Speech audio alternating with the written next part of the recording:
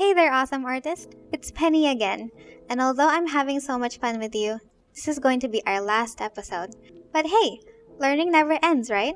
So last time, we ended with the line art phase. We talked about planning, sketching, and the importance of having a good reference. But do you know what comes after line art? It's the fun part, and it's every artist's favorite phase, coloring. Artists have different ways of coloring their work. Others use the lasso tool to select an area they want to color. Others use the gradient fill tool, and others just go all out and do not have any restraints in coloring. It's up to you. But if you don't have an idea of what to do yet, I suggest adding different layers for each part of the drawing and color them separately. This way, even if something goes wrong, the whole drawing won't be affected. Have fun when you're coloring. Ask any artist, and I'm quite confident they love coloring too. Don't be afraid to mix and match the colors until you find what you think is the perfect blend. It also helps to observe where light falls in the subject, as this can change how color is perceived. With your reference photo opened, you can use the eyedropper tool to copy the colors from it and use it on your drawing. I recommend having a separate layer for each part of your drawing and label it as skin, hair, eyes, or whichever is appropriate. Renaming layers can help you be organized and remember which layers contain what.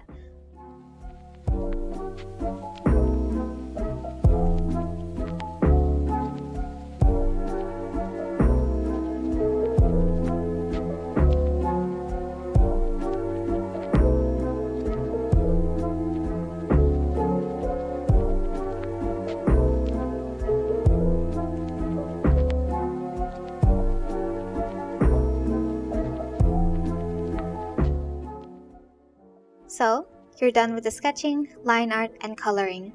The next thing you need to do is polish your artwork. I like zooming out, just to see which areas need more work from afar.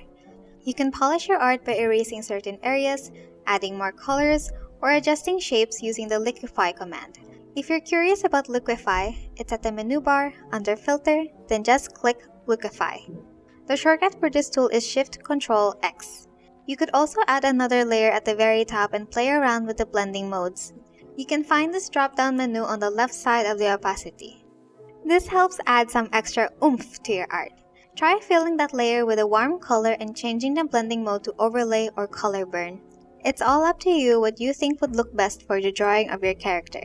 Now that you're done with the whole thing, the next step is to export it.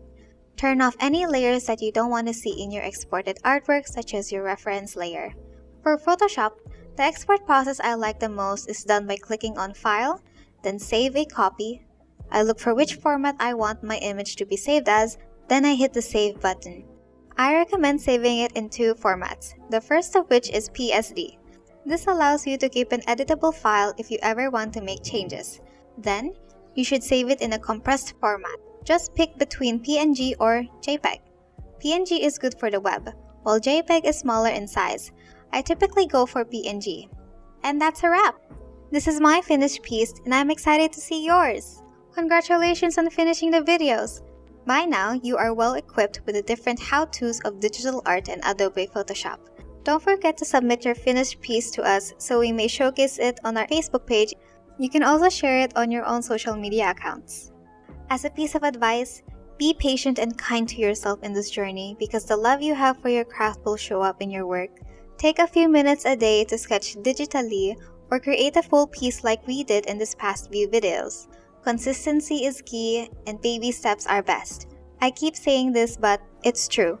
The world can't wait to see the amazing art you have in store for us. I enjoyed every episode and I hope you did too. You can always reach out to us on our Facebook page if you need help from us or other learners who took this module. This was Penny. Stay creative!